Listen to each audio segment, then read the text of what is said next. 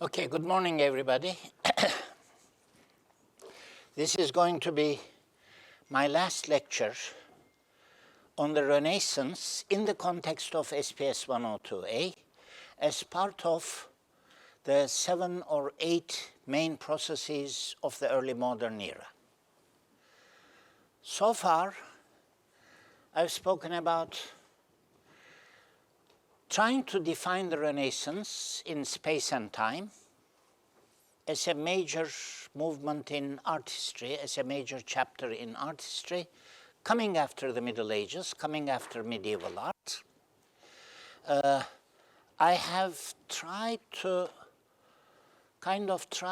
pinpoint its originality, just how it is different, in what respects is it different from medieval art, by undertaking some simple comparisons between medieval painting and Renaissance painting, and medieval sculpture and Renaissance sculpture. Then, this past Monday, I spoke about art as a production process, the economy of artistic production with the demand side and the supply side coming together, as in every market-oriented production process. And I devoted the rest of my Monday lecture to explaining the demand side of Renaissance art, which basically, I said, has to do with the new economy and the new wealth of Italy, starting from the 14th century onward. Why and how is it that Italy comes to assume a leadership position in trade and commerce, in capital accumulation, and in urbanization in the late Middle Ages, going into what we call the early modern era? Now, today, I want to devote this question to the supply side. That is to say, how was artistic production actually carried out? When, where, in what sort of context, and through what sorts of master to apprentice, ustadan çırağa intikal eden kind of traditional methods? So, this is my question. We have all these great, renowned painters, sculptors, architects. Just how were they trained? Remember, it was an age where, I don't want to say universities did not exist. Very few universities existed, and they were mostly devoted. They certainly did not teach painting. They did not teach painting, they did not teach sculpture, they did not teach architecture. There was no such thing as departments of the fine arts or schools of architecture, etc. All these were learned, mastered in a totally different kind of way. Universities, they thought philosophy, they thought rhetoric, they thought theology, the medieval curriculum, what was called the quadrivium, the 4 disciplines, and then the trivium, the 3 disciplines. It was all very, very scholastic. It had to do what we call in Turkish, nakli ilimler. That is to say, fields of study or disciplines, I don't want to use the word sciences because they were not sciences, fields of study having to do with a way of learning, a way of teaching based on authority, narrating things on the basis of this or that past authority, or for that matter, revelation. So, universities were out of it. There weren't even proper, organized primary or secondary schools So you couldn't really even attend a high school to learn painting or sculpture or architectural design. It all happened in a different way. Here we come up against the workshop, atölye, what is called in ultra-modern Turkish işlik. Atelier from the French word, atelier.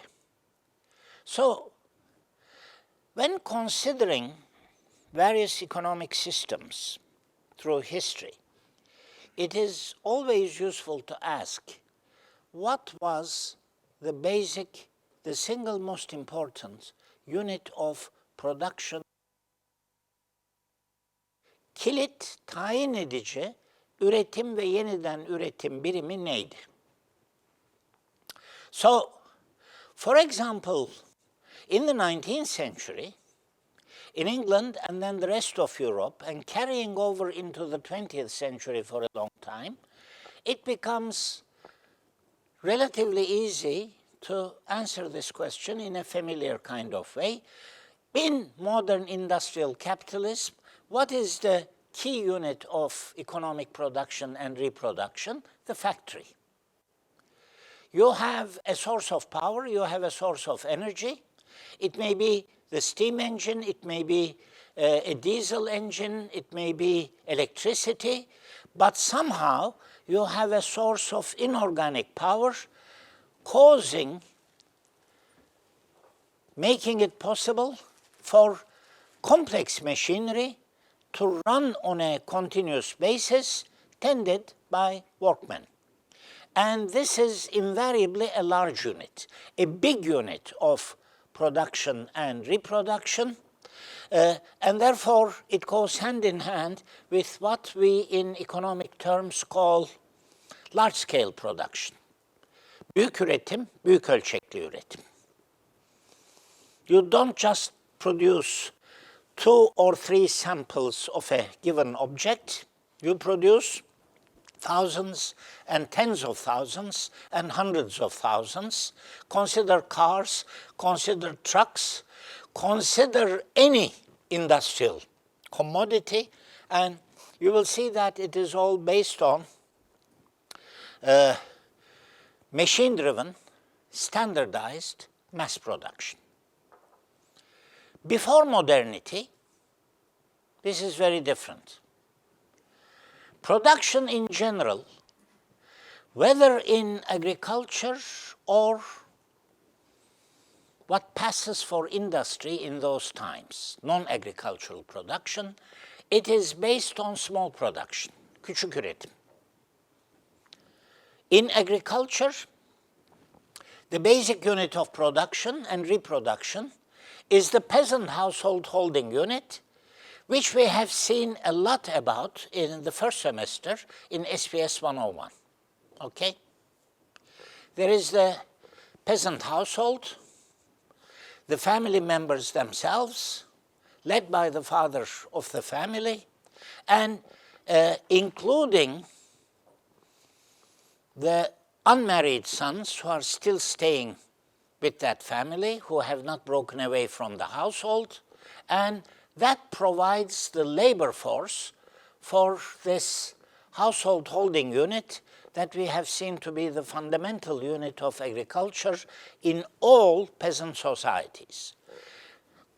The sole exceptions in antiquity and the Middle Ages to this are ancient Greece and Rome, from the point when a slave economy takes over. That is to say, peasants working in their small household holding units come to be replaced by, especially in the Roman Empire, come to be replaced by huge numbers of slaves, both on slave markets and set to work as forced labor in large agricultural estates called villa or latifundium. But basically, this is an exception, and most of the time, for thousands and thousands of years, it is the peasant household holding unit. In industry, that is to say, what exists as industry or non-agricultural production at the time, the corresponding small unit is the crafts workshop, zanaat atölyesi, the artisan's workshop or the crafts workshop. So, comparing here the two, the peasant household holding unit, the head of household, the pater familias, the head of the family, his wife and unmarried daughters, his married or unmarried sons who have somehow stayed in the household and not moved away to set up their own household, and maybe a few seasonal or other farm hands, live-in wage laborers, the kind of people that are called yanaşma in Turkish, meaning they have come, sort of entered the household. Haneye yanaşmışlar, kapılanmışlar. In that sense, yanaşma. And all are cultivating a small unit of land, a holding. The crafts workshop, very similar. You have the usta, the master and head of household, and then under him, a few journeymen, kalfa, and under them, a larger number of apprentices, çırak. And they are likely to be all working in a small space, and most of the time, I mean, this can be the ground floor of their house. We have seen, haven't we, Renaissance palaces, Italian townhouses, where I said there was basically a three-floor plan that evolved over time. On the ground floor, the family business, the company, the bank, the warehouse, whatever. The floor above that, the residence of the wealthy family, and the top floor for servants and maids. In the case of the artisanal classes, much more modest, further down in the social hierarchy, there was likely to be a similar arrangement, somewhat similar. You wouldn't have a three-story house probably, and nothing so big and built in stone, but maybe just two floors. The ground floor, the workshop, and above it, the residence of the family, the household of the master. Everybody else, I mean, some of the apprentices or journeymen, if they had no house or home of their own, they might be at night sleeping in the workshop and getting up the next morning to start the next day. But all in all, it was that kind of environment. In your folder 2003, The Renaissance, which I haven't uploaded yet because there were technical difficulties, but which I shall be uploading today and tomorrow, there is a text called Life in a Renaissance Artist's Workshop, which I have copied and pasted from a social sciences encyclopedia, but slightly abridged, and I advise you to read that. Two readings that are very useful and also easy and fun to read in this regard. This one, and also the everyday life of a Florentine merchant, which tells the story of fresco painting and running a household from the vantage point of a member of the merchant class. But so, this question of the inner life of a Renaissance workshop. You get apprenticed when you are small, 6 or 7 or 8. 10 is probably a bit too late. But you get apprenticed when you are really small. And I've tried to describe how this might be. One day your father takes you by the hand and you walk through the streets of Florence and you arrive at the workshop of maybe somebody called Ghirlandaio or Ghiberti or Verrocchio or somebody like that, and your father turns you over to him as the apprentice of the master, and that is the beginning of your life. It is like, in a way, in terms of age or age group, it is like starting primary school. Instead of taking to a primary school and being registered as a pupil, you get taken to a crafts workshop and you enter the workshop as an apprentice. So you begin by sweeping the floors, fetching lunch from the homes of the journeyman or the master, performing other menial tasks, basically providing service, but the fundamental requirement is watching, observing all the time. It is a world in which those who are awake and agile and with quick reflexes and notice things happening around them, they climb up and others don't, or maybe if they climb up, they start climbing up much faster than the rest.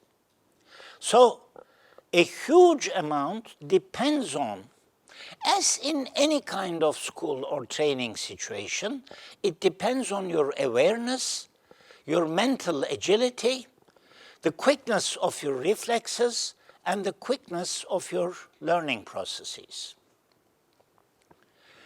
Eventually, you begin to be given small things to do. So, after watching for quite some time, you may be given, let's say, there is a big fresco painting that is being done in some church or cathedral or palace, and some journeyman might assign you a small corner of the fresco, saying, paint the screen so that it looks like grass. Okay, something like that. Some simple task which you might be able to perform technically and is not going to be too much of a disaster. If they don't like it, I will explain with regard to frescoes. They will chisel it out. They will place a fresh layer of plaster, and maybe you will paint it over again, or maybe somebody else will be painting it over again. With regard to sculpture,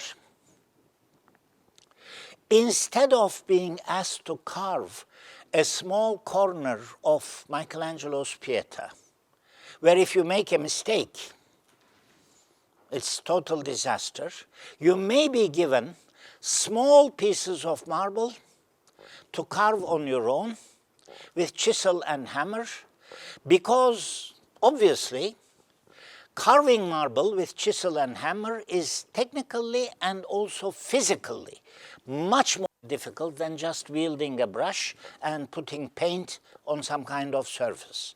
You have to have strength of wrist, hand strength, arm strength, etc., to a much greater extent than in the case of painting. The point is, you keep doing such simple things again and again and again. If you have started at 6, from the time you are 7 or 8, you keep doing these tasks, these simple assignments, for 3 years, whatever. Think of taking quizzes in Ibn Khaldun university courses, okay? It is like that, small assignments. And eventually they begin to grow in size and complexity into your teenagers, 12, 13 or so, and you gradually begin to rise. If you are good enough, you begin to rise through the ranks of the apprentices, and maybe you become a journeyman. I've said here maybe around 20. Actually, it's too late. Maybe you become a journeyman, a kalfa, by the time you are 16 or 17, if you are good. And then the next step becomes to achieve master status. That is to say, to be recognized as an usta. And when I say recognized here, I don't mean you start calling yourself a master, an usta. I mean you are recognized as a master by your colleagues, which means basically the craft guild, zanaatkar loncası, to which you happen to belong. And you are permitted to set up a workshop only and only if you are recognized as a master. A journeyman from Raphael's workshop, for example, Giulio Romano, whom I have already referred to, while he is still a journeyman, he cannot say, I'm separating and I'm setting up my own workshop. It will not be recognized. It will not be recognized by the guild to which they belong, and as a result, nobody will bring them any orders or commissions. I have implied here that becoming a master and setting up your own workshop depends on two conditions.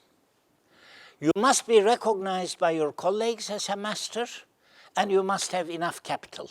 You must have enough working capital with which to set up a workshop, that is to say, buy or rent a space and put in some equipment, put in some working tables and tools and marble and paint and this and that, and be also able to pay wages or salaries to your apprentices or journeymen. Bir, kalifiye olmak gerekiyor. İki, kuruluş sermayesi, başlangıç sermayesi edinmek gerekiyor. With regard to the quality side, how do you become a master? Basically, by taking, it is equivalent to taking some kind of exam and passing. You don't really take an exam. What you do is you produce something. You produce a painting, or you produce a piece of sculpture or statue. If you are a goldsmith or silversmith, you produce maybe a piece of extraordinary jewelry, a silver plate or a gold plate as a decoration on a banquet table, something like that. Or if you have been training to become an architect, maybe you produce the design of a building, or maybe as part of an earlier commission under your master, you build a considerable section of a given building, and you submit that as your exam piece. The examiners, who are the jury, who are the committee, the examiners are the established masters of your guild. And what you submit is called, actually, a masterpiece. This is literally what it is called. We use this word, masterpiece, to mean, in Turkish, şaheser, başyapıt, whatever. A great work of art, a great work of literature, but originally in the Middle Ages and in the Renaissance, it means something very, very specific. It means the work that you have submitted in order to qualify as, in order to be recognized as a master. That's where the term comes from. It is the medieval or Renaissance equivalent of a PhD thesis. Okay? Today, to enter this or that academic profession as a historian, a sociologist, an anthropologist, a physicist, an economist, whatever, you have to produce a PhD thesis or maybe some experimental reports that are accepted as the equivalent of a PhD thesis. It is the modern counterpart to a masterpiece in crafts and art production in the Middle Ages and the Renaissance. Only and only then you acquire the right to open your own workshop, just as you acquire the right to be appointed a doktor öğretim üyesi, assistant professor, only with a PhD. It is only by producing a masterpiece and coming to be recognized as a master that you acquire a comparable right at this time in Europe. And then, after you become your own master and open your own workshop, you enter the market. You enter the market, and it is a competitive market. You enter the market for commissions, for orders, siparişler, from leading merchants, bankers, princes, other noblemen, or from the Pope, or from their churches, chapels, baptisteries, palaces. Keep reading Vasari. Every individual artist that he's talking about, he says Giotto, or Simone Martini, or Masaccio, or this or that. He got this commission from such and such a monastery, and he painted this. He got this commission from this duke or this prince, and he painted this, etc. It is a life of getting commissions. We have already seen the demand side, okay? We know who the commissions are coming from. They are coming from money bags, living in the Palazzo Strozzi, or the Palazzo Rucellai, or the Palazzo Gondi, etc., that is to say, members of these same social classes. Or sometimes, either it is a matter of building your reputation.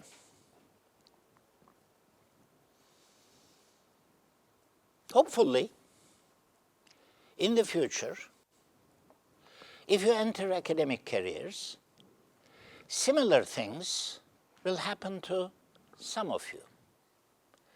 That is to say, you will write a PhD thesis, you will put it into book form, and it will be published as a book, and you will be noticed.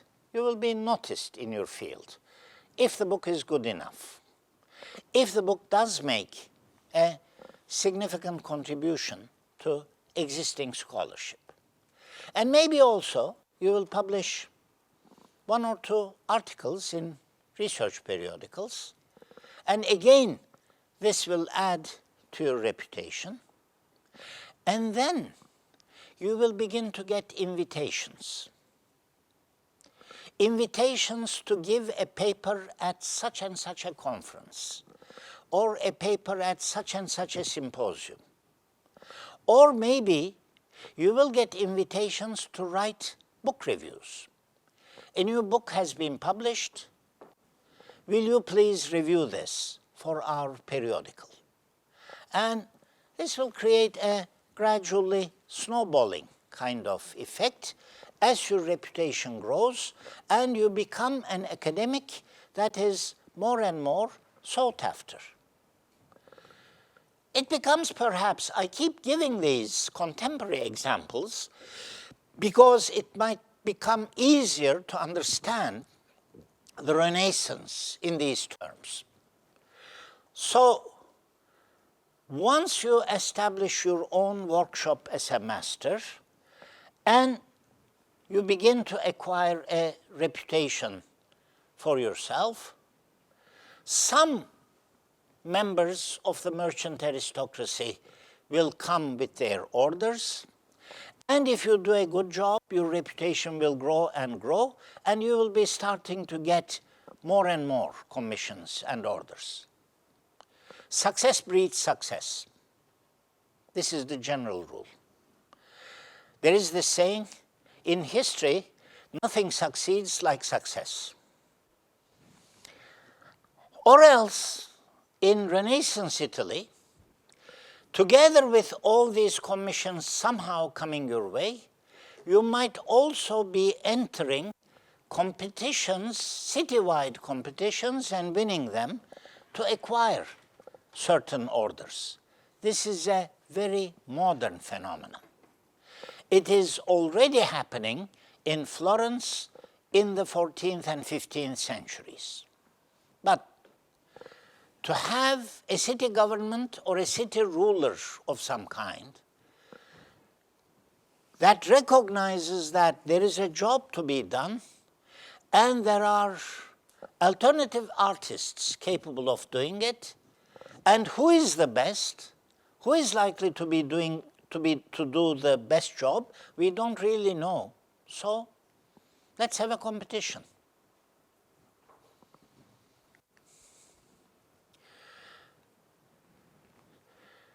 Here are some examples of famous competitions.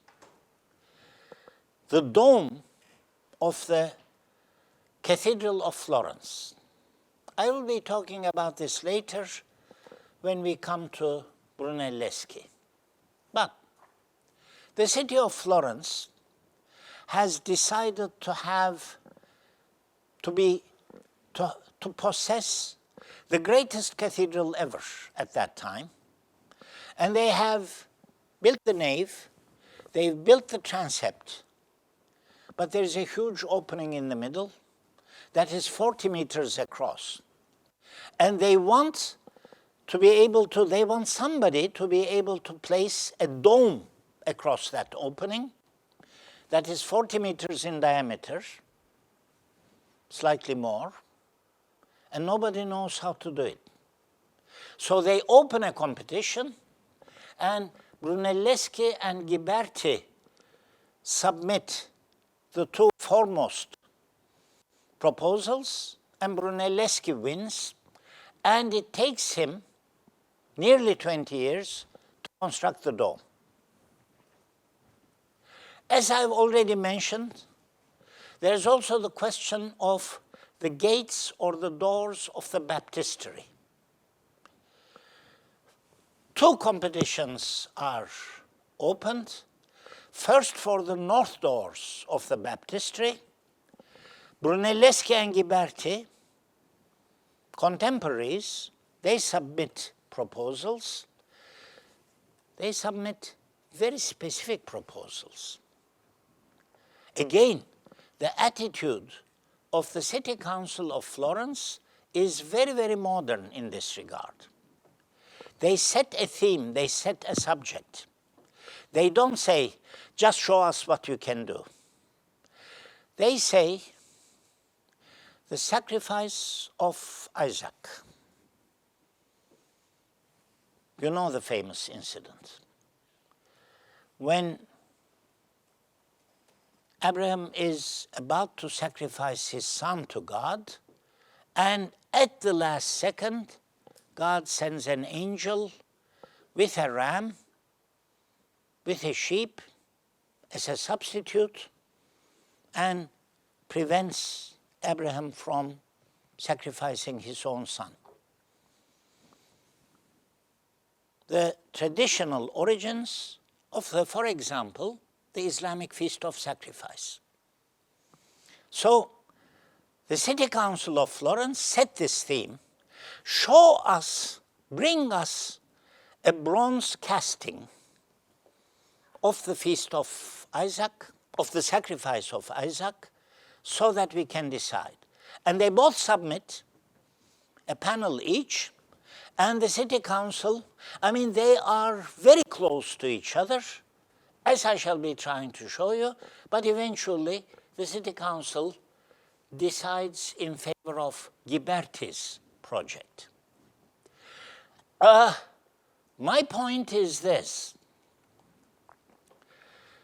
Sometimes, as a master of your workshop, one way or the other, you get such a big contract that it is capable of sustaining your workshop for several years.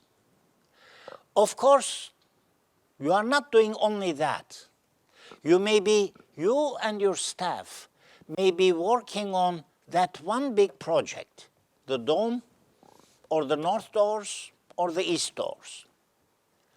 But in the meantime, there are several other smaller, not so massive projects coming in, and you also keep taking them on, but it becomes crucial if you can win such one big project that can sustain a lot of your costs, a lot of your expenditures over something like 10 years, or maybe more. So there is, a master artist in the Renaissance has also got to be a good business manager. That is to say, he has to be able to calculate his stream of revenues from various projects, revenues which for some projects will be coming in continuously for 10 years, or for 3 years, or for 2 years, the initial down payment, ilk peşin ödeme, and then the installments, taksitler. And against that stream of revenues, he has also got to be able to calculate his outlays, his expenditure. I am paying, every month I'm paying so much to my apprentices, I'm paying so much to my journeymen, and then I have to buy raw materials, I have to buy paints, I have to buy brushes, I have to buy marble, etc., etc., or bronze, if he's casting in bronze. So there is an important dimension of budgeting and planning your stream of revenues and your stream of expenditures that is involved. The point is, in the Renaissance, and most noticeably in Italy, but also everywhere else, you get competition everywhere. You get competition on the demand side between all those rich people about who is going to do their palace, who is going to do their church, who is going to do their frescoes, etc., etc., trying to attract artists away from each other. Michelozzo, I don't want you going off to do somebody else's palace. I want you to finish my palace first. This kind of thing. And of course, you also have competition on the supply side between all these masters and their workshops.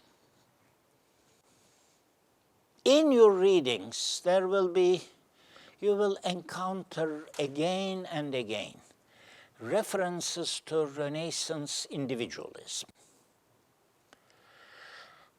The Renaissance, in general the early modern era, and various processes in the early modern era, but what we are talking about right now, maybe especially the Renaissance. It reveals a degree of and a kind of individualism that is very different from the spiritual and collectivistic outlook of the Middle Ages. They're competing. They're jealous of each other. There is the individualism of the Renaissance. There is the individualism of Martin Luther when he goes before the papal legate and the emperor, and basically he says, as a single individual, I know better than you. I am capable of knowing better than you. that is an immense expression of individualism.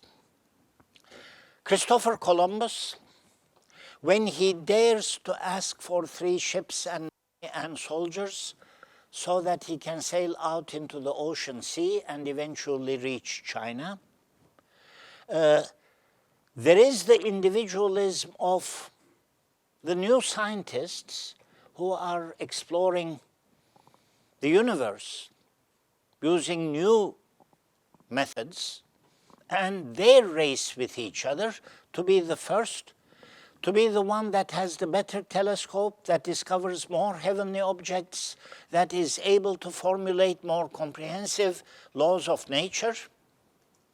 And back to these painters and sculptors, they have this immense jealousy and dislike of each other.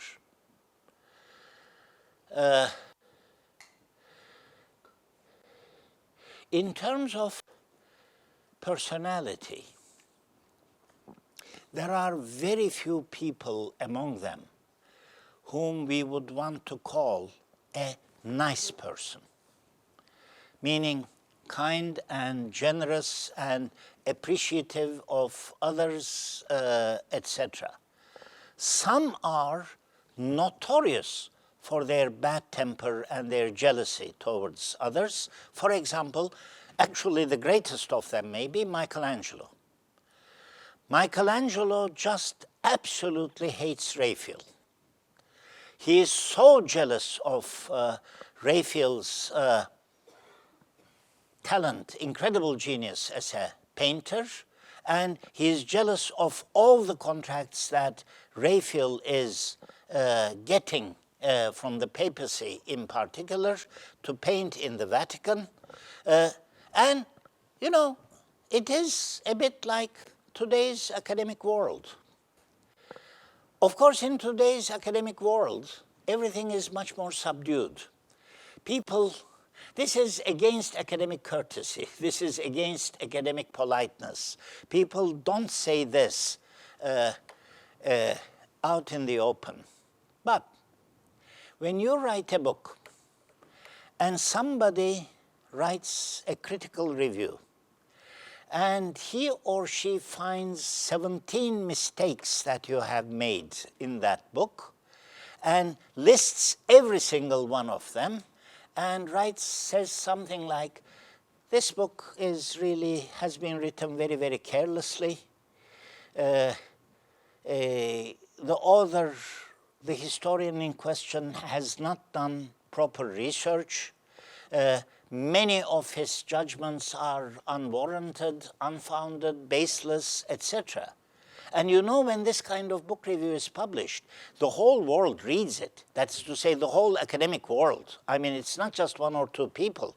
It will be read in all the circles of relevant historians. You know, there are all these academic egos on the line. Your ego is hurt, and maybe also your chances of promotion are hurt. You are an assistant professor, and you want to become an associate professor, and then you want to become a full professor, and you get 2 or 3 very critical, very damaging reviews like that, and it turns out, and you yourself realize maybe, that at least half of those critiques are justified, and it is a significant blow. I'm trying to say that just as in today's world, in academia, there is competition, implicit competition, about who is the better historian, who is the better economist, who is the better sociologist, etc., etc., and who should be getting which position at what university, who is going to get the vacant professorship at Harvard or at Yale or at the Sorbonne in Paris. Similarly, there is incredibly intense competition and rivalry between all these Renaissance artists. In comparison, our subject is not really Ottoman history, but I would like to take a side trip into the Ottoman system of patronage and production as we know it, for example, from the 16th century onwards. Orhan Pamuk, benim adım kırmızı, my name is Red in English translation. How many people here have read it? Two TFs. Undergraduates? You should read it. I am going to upload the full text, both in Turkish and English, on your website. Do you know what it is about? It is about a group of calligraphers in the Ottoman classical age, working in the palace workshops of the Topkapı Palace on collaborating on producing an illustrated manuscript, that is to say, illustrated with miniatures. And so there are calligraphers involved, there are painters, miniaturists, nakkash involved, and among other things, the book tells us a lot about their daily lives and also about the very intense jealousies among them, which eventually lead to murder. But, you know, I'm not going to spoil the whole plot for you. But my recommendation number one, sometimes literature, good literature, carefully written literature, may be very useful in terms of getting you inside the atmosphere of a certain historical period. And My Name is Red is capable of doing that. Then other points. What happens to competition in the Ottoman world? Unlike Italy, at a political level, the Ottoman state becomes successful, too successful, perhaps, in terms of defeating and overcoming and subjugating and swallowing all other political units around it within a very large area. That is to say, there are all these Turkoman emirates in Anatolia once upon a time, and they are all swallowed by the Ottoman state. Byzantium is swallowed by the Ottoman state. All the various Balkan kingdoms, like Bosnia, Serbia, Bulgaria, etc., they are swallowed by the expansion of what becomes the Ottoman Empire, and also further east in eastern Anatolia, southeastern Anatolia, all the way to Egypt. That is to say, the success, the political and military success of the Ottoman Empire does not really leave any relatively equal rivals or competitors around it within a huge area. Political competition, including its symbolic dimensions, is eliminated. I mean, nobody designs it. This is not the product of a conspiracy, it just happens this way. This is the way history happens. So, Milan and Florence and Siena and Verona and the papacy might be intensely competing amongst each other for attracting the best artists, but there is left no such competition in the Ottoman world. By the way, it has an interesting parallel in the field of marriage. Who marries who between dynasties? If you have lots of relatively equal standing dynasties, they marry each other's daughters. And this is what also the Ottomans do until Mehmed II. Sons, crown princes of the House of Osman keep getting Byzantine princesses, Serbian princesses, or princesses from various Turkoman emirates for their wives for about 150 years. But then what happens is no other dynasties are left. So who do the sultans or sultans' sons start taking for their women? I'm not saying for their wives. They start taking slave women from within the harem. They start selecting various jariyas as their chief consorts, and actually Mehmed II lays down a law to the effect that they will not marry them with a Shariat marriage. They don't marry. The only exception is Süleyman, because he falls so tremendously head over heels in love with Hürrem, and Hürrem insists on a Kadı court marriage. And Süleyman, from Mehmed II until Süleyman, there is no violation of the rule laid down by Mehmed the Conqueror. You shall take slave women from within the palace as your consorts, and you shall not legally marry them. And this becomes the custom. So, I mean, the accident of historical development has a tremendous impact, for example, in the field of dynastic marriages. So with art, artistic patronage, the Sultan becomes so much more powerful than anybody else around within the Ottoman Empire, that if you are a leading artist, your primary objective becomes somehow to get in the favor of the Sultan.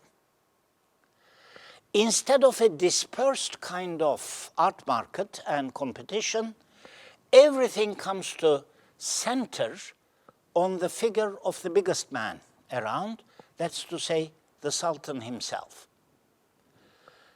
There are state hierarchies in all the arts and crafts. And for example, if you consider Mimar Sinan, who or what is Mimar Sinan? Mimar Sinan is a very, very talented architectural apprentice who rises and rises and rises until he is appointed Ser-Mimaran-ı Hassa. That is to say, the chief architect of the Lodge of Royal Architects. Mimaran-ı Hassa, Hassa Mimarları, it's an organization, it is a state sector. Ser-Mimaran-ı Hassa, the chief of the Lodge of Royal Architects. So, instead of dispersed horizontal competition, you get a desire to rise higher and higher up, so that you come to, as in Orhan Pamuk's My Name is Red, the ultimate objective becomes not to set up your independent workshop and not to strive in a competitive way to get competitive commissions from the rest of the elite, the ruling elite, but to get in the favor of the Sultan and to join the workshops of the Topkapı Palace. It is a very statist, very devletçi kind of system. It is great for concentrating resources on big projects. Süleyman succeeds in getting his mosque built in 6 or 7 years. We have seen about medieval cathedrals that take 50 years or 100 years to complete. Süleymaniye, immense as it is somehow finished from scratch within 6 or 7 years. So the system is great for doing that. But questions of pluralism, creativity and innovation in the long run, that is a different matter, and that is something that has to be studied separately. Okay, thank you. I have some other things to mention, but I will continue with them next time.